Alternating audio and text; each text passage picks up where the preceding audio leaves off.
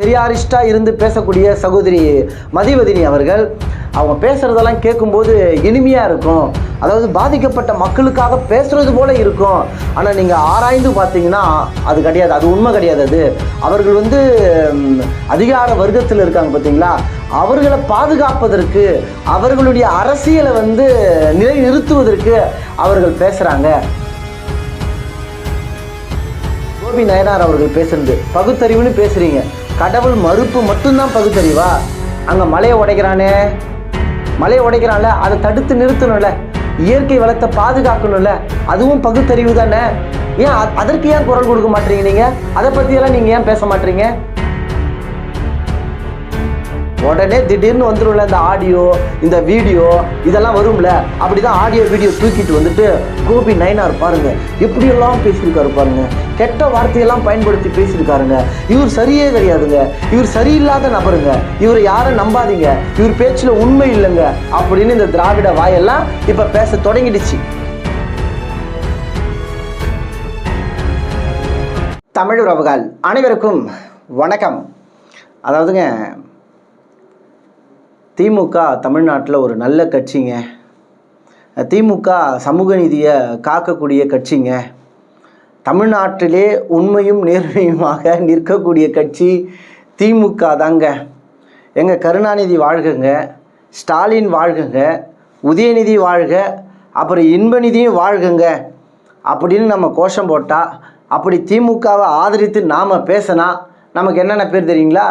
அப்படி நம்ம பேசினா இவர் தான்ப்பா சாதி ஒழிப்பு போராளி, சமூக நீதியை காப்பதற்கு இவருக்கு ரொம்ப விருப்பம்ப்பா, இவரை போல ஒரு ஆள் தான்ப்பா சமூக நீதியை காக்க முடியும்ப்பா, மதவாத சக்தியை கடுமையாக எதிர்க்கக்கூடியவர்ப்பா, திமுகவை ஆதரித்து பேசினா சாதி ஒழிப்பு போராளி பட்டம் கிடைச்சிரும், மதத்தை ஒழிக்க வந்த புரட்சியாளர்னு பட்டம் கிடைச்சிரும், அதே போல் சமூக நீதியை காப்பதற்கானவர் என்ற ஒரு பட்டம்லாம் நமக்கு கிடைச்சிரும்.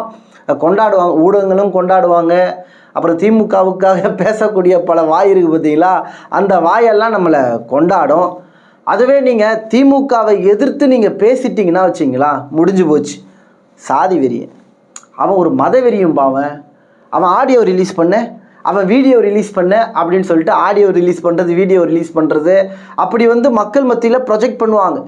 திமுகவை எதிர்த்து பேசிட்டாலே இவன் ஒரு தேச துரோகி. இந்த தேச துரோகி வசனம் பாஜகவை எதிர்த்து யார் பேசினாலும் இங்கே இருக்கக்கூடியவர்கள் எப்படி ப்ரொஜெக்ட் பண்ணுவாங்க? அவன் தேச துரோகிப்பா, அவன் இந்திய நாட்டில் பிளவை ஏற்படுத்துகிறான்ப்பா, அவன் பின்னாலெல்லாம் போகாதீங்கப்பா அப்படின்னு பாஜகக்காரர் சொல்லுவாங்க பார்த்தீங்களா.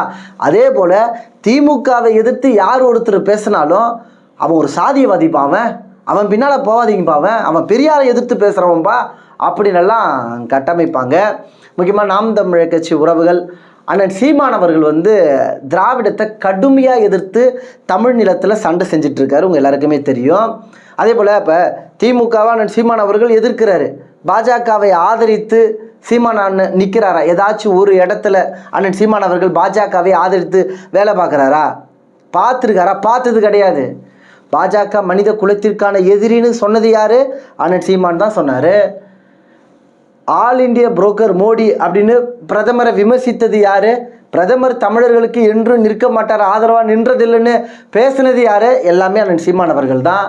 பாஜகவை கடுமையாக இந்த களத்தில் அண்ணன் சீமான் அவர்கள் சண்டை செய்கிறார், எல்லாருக்குமே தெரியும். அண்ணன் சீமான் அவர்களுடைய பேச்சில் இந்த தேசிய கட்சி காங்கிரஸ் பாஜக தமிழ்நாட்டுக்கு தேவை கிடையாதுங்க. இவர்கள் எந்த ஒரு இடத்துலையும் தமிழர்களின் உரிமைகளுக்காக நின்றதில்லை, தமிழர்களின் வழியோடு இவர்கள் நின்றது கிடையாது. இந்த ரெண்டு கட்சிகளை அப்புறப்படுத்துவோம் என்று அண்ணன் சீமான் அவர்கள் உறுதியாக நிற்கிறார். இப்போ அண்ணன் சீமான் அவர்கள் பாஜகவை எதிர்க்கிறாரு. பாஜகவை எதிர்த்து பேசும்போதெல்லாம் இந்த திமுக காரங்கள்லாம் அமைதியாக இருப்பாங்க, இந்த திராவிட வாடகை வாயர்கள் எல்லாம் எதுவுமே பேச மாட்டாங்க, அமைதியாக இருப்பாங்க. இதுவே அண்ணன் சீமான் அவர்கள் இந்த திராவிடத்துடைய அயோக்கியத்தனத்தை எல்லாம் தோலுரித்து பேசும்போதெல்லாம் சீமான் பாஜகவுடைய ஆளுப்பா.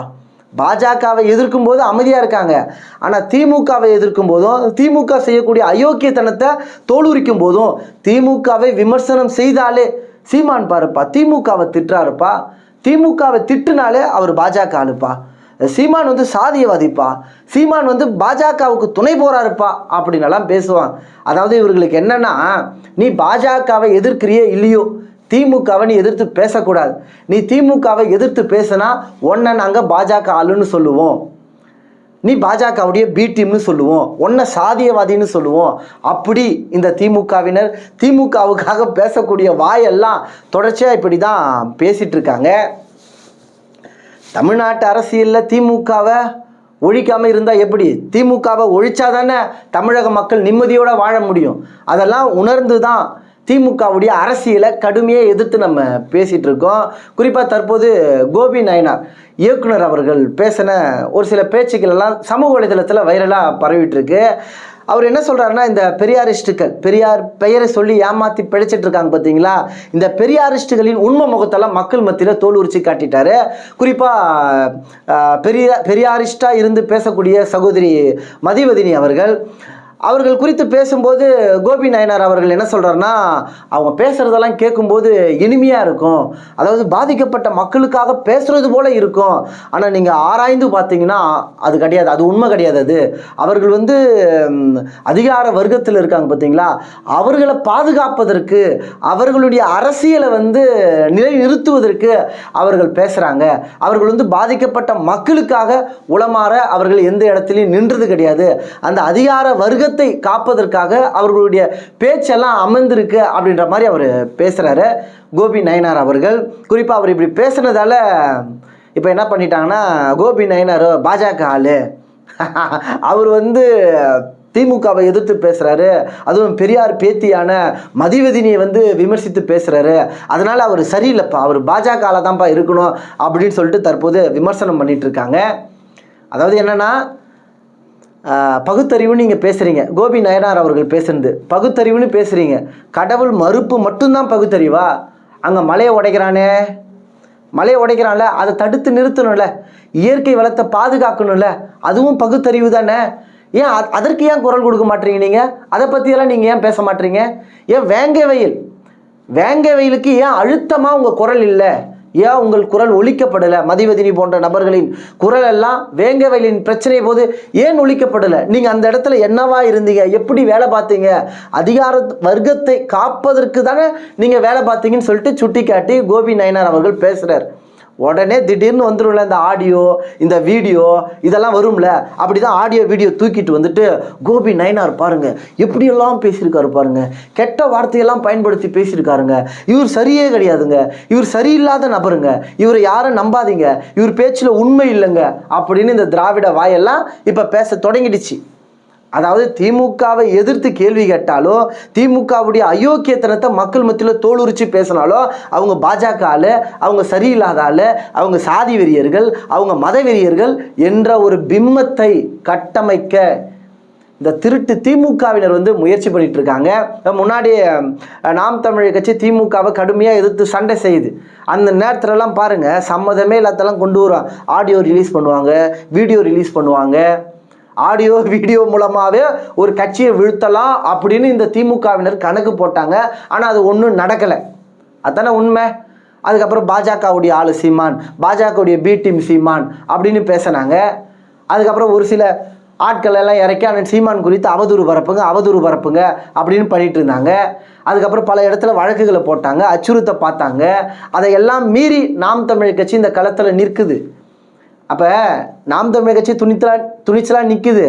ஆனால் மற்றவர்கள் திமுகவை எதிர்த்து பேசணும், அதிகார வர்க்கத்தை எதிர்த்து பேசணும்னு வரும்போது, கோபி நயினார் போன்ற நபர்கள் எல்லாம் வரும்போது அவர்களை தனி மனித தாக்குதல் படுத்தி அவர்களை வீழ்த்த முயற்சி செய்யுது.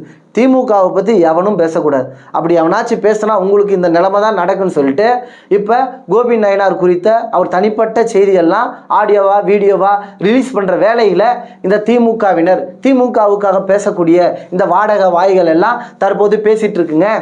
நாம் என்ன கேட்குறோன்னா, ஏன் உங்களை எதிர்த்து பேசவே கூடாதா? சனாதானன்னு பேசுகிறீங்களே, பாஜக ஒரு சனாதான கட்சி. ஆமாம், பாஜக சனாதான கட்சி தான். அந்த கட்சியை தமிழ்நாட்டில் நாங்கள் ஆதரிக்கலை, கடுமையாக எதிர்க்கிறோம். பாஜகவுக்கு சற்றும் குறைவில்லாமல் சனாதானம் பேசக்கூடிய கட்சி திமுக, அதையும் கடுமையாக எதிர்க்கிறோம்.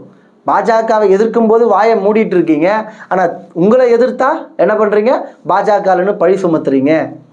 இப்போ என்னன்னாங்க, இந்த திமுக மக்கள் மத்தியில் அம்பலப்பட்டு போயிருக்குங்க. சாதி ஒழிப்பு பேசுவாங்க, ஆனால் சாதி வாரி கணக்கெடுப்பு நடத்த மாட்டாங்க. தலித்துகளின் உரிமைன்னுவாங்க. நாங்கள் இல்லைன்னா அவர்கள் படிச்சிருக்க முடியாது, இவர்கள் படிச்சிருக்க முடியாதுன்னு பேசுவாங்க. பஞ்சமி நிலத்தை மீட்டு கொடுங்கன்னு கேட்டால் அதை பற்றியெல்லாம் பேச மாட்டோம், அதை பற்றியெல்லாம் நாங்கள் ஏன் பேசணும், அப்படி கடந்து போவாங்க. வெக்கமே இல்லாமல் சொல்லுவாங்க இது பெரியார் மண். ஓ, பெரியார் மண் இப்படி தான் இருக்கும் போல். சாதி வாரி கணக்கெடுப்பு நடத்த மாட்டாங்க, பஞ்சமி நிலத்தை மீட்க மாட்டாங்க, சமூக நீதியை காக்க மாட்டாங்க, தமிழ் மண்ணை அடித்தொழிப்பாங்க. அந்த மண்ணுக்கு பேர் தான் பெரியார் மண். அப்படி தான் இந்த திராவிடர்கள் இங்கே ஆட்சி செய்கிறாங்க. குறிப்பாக அதிகார வர்க்கத்தை நோக்கி கேள்வி எழுப்பினால் அவர்களை சாதியவாதிகளாகவும் பாஜகவுடைய பி டீம் என கட்டமைக்கக்கூடிய இந்த திமுகவினர் செயல்பாடை நீங்கள் எப்படி பார்க்குறீங்கன்றத உங்களுடைய கருத்துக்களை தெரியப்படுத்துங்க. மீண்டும் அடுத்த ஒரு நல்ல பதிவுகளில் உங்களை சந்திக்கிறேன். இதுவரை நமது இனவிடுதலை வலைவலியை பின்தொடராத உறவுகள் பின்தொடருங்கள், விருப்பம் தெரிவிங்கள். இந்த பதிவு குறித்த உங்களுடைய கருத்துக்கள் வரவேற்கப்படுகிறது. நன்றி, வணக்கம், வாழ்க தமிழ்.